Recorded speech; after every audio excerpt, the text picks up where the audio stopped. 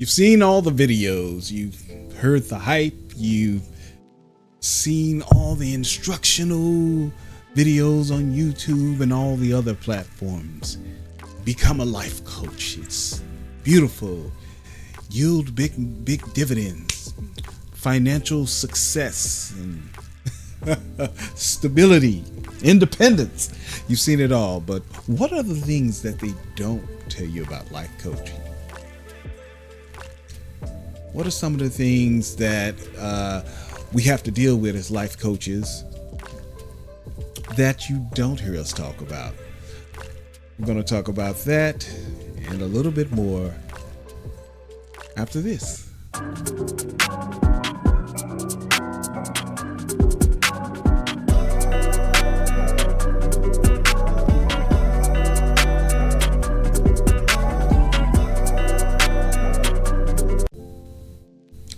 Some people believe that when you start a life coaching career that everything changes, that you have it all figured out, you don't deal with certain things, and the sky's the limit, which it is.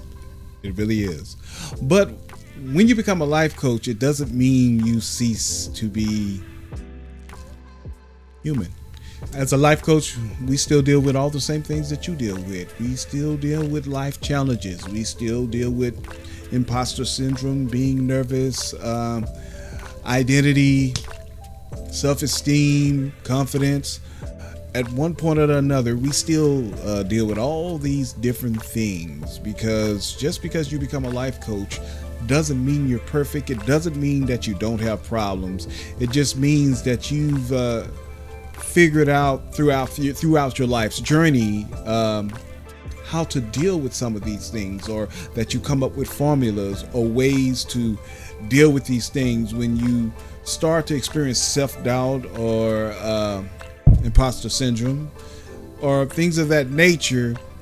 You've come up with formulas and different ways to deal with them, to get through them, and because of that, you can teach others how to get through them as well. With that being said, I came up with 5 points I want to talk about. Things they don't tell you about life coaching. Before we get started, I want to give a special shout out to our sponsor, OP Media DFW, the insider source for DFW and national news, business, sports, entertainment, and lifestyle. Stay current with the latest happenings in Dallas, Fort Worth, and beyond with OP Media DFW's comprehensive coverage, from business insights and sports updates to entertainment news and lifestyle advice. They've got you covered. Enjoy exclusive interviews and expert opinions on various industries. Explore practical tips for fashion, travel, wellness, and relationships, or learn from successful entrepreneurs. Don't forget to check out their captivating short film showcases and talented filmmakers. Visit OP Media DFW for the insider scoop on topics you care about. And a big thank you to our sponsor for supporting this podcast and keeping us informed and inspired. You'll find the link to their website in the description below. Point number 1, life coaching is not a one-size-fits-all approach. Doesn't fit all. You kind of have to come up with coaching techniques that have to be tailored to each client's unique needs and goals, because you're dealing with different people on a daily basis who have different needs, different goals, who have different personalities. So what works for one person definitely may not work for another. Some people need you to be hard on them and push them, and it's like, you get up, get out of bed, you got this, you're gonna do this. Some people may need more of a gentle approach and to be coaxed and encouraged. But the bottom line is, you have to come up with a technique based on your training and your years of experience that fits each individual client differently. It's not a one-size-fits-all approach. You can't do it that way. It just will not work. That's why you have things like discovery, so you can ask questions that let you know what their needs are, where they're coming from, what their goals are, what they should be, what they should not be, so on and so forth. So that's point number one. Point number two, coaches need coaches too, because we're human, because we deal with all these different things and challenges, and because life doesn't stop for us just because we're life coaches. Doesn't mean we don't need coaches, doesn't mean we don't need mentorship, doesn't mean we don't need therapy, doesn't mean we don't need ministry. That's a big one for me, ministry. So we need help mentally, spiritually, emotionally, financially, and we need it in a way that fits us, whatever that may or may not look like. It's something that we would tap into, and it's one of the reasons a lot of us know the value of it, because for every coaching session we're having with you, we're probably having one of our own.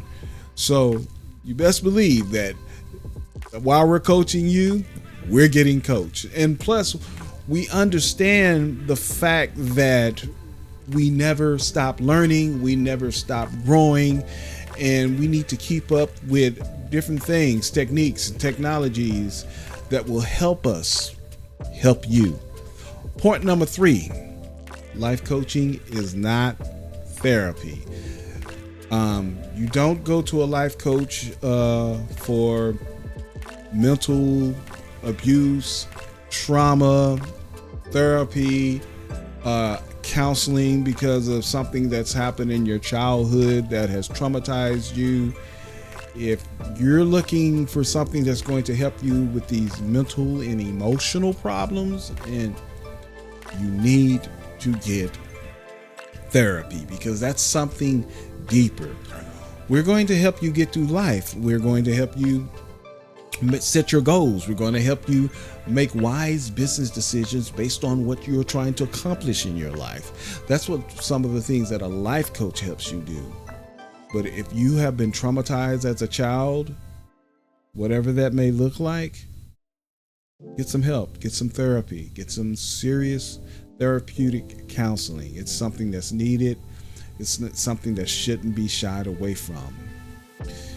Point number four. This is a big one.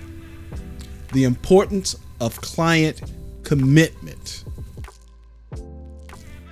I don't care how good you are, how encouraging you are, the success rate you've had in the past. If your client refuses to commit to the process, to the challenge, nothing you do will work. And yes, there are clients who will pay you and still not commit to what you map out for them. And these things really work. They really can help people, but they can only help if your client commits to the process and makes a dedicated decision to walk out what you come up with for them. Blah blah blah blah. There has to be a commitment in order for the process to work. This is not a halfway doing thing. It's all or nothing. At least with me it is. You can't halfway your way through achieving your dream. You got to put everything within you into the process. And if part of that process is dealing with a life coach who is guiding you on this journey, you have to make a commitment.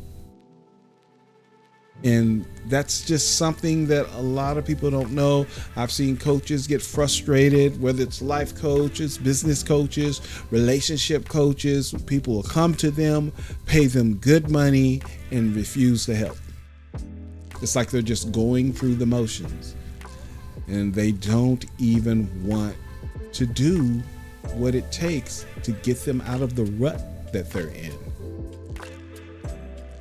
And of course, number 5, life coaches are people too. We're human. I said that at the beginning, and I want to reiterate that at the end. We are human. We have problems. We have issues. We're not perfect. We're not superhuman. Once again, we have just come up with different techniques and formulas and strategies to help us get us through the challenging times in life. And because of that, we can use these different forms, techniques, challenges, wisdom, sage sayings to help you get through your life and to help you achieve your goals and to help you even set those goals.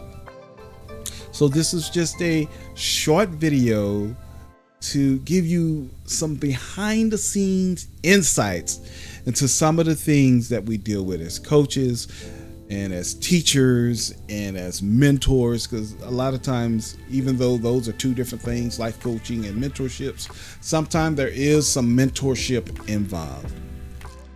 Well, that's all I have for you today. It has been a pleasure. I am OzPaavali, and I'm out.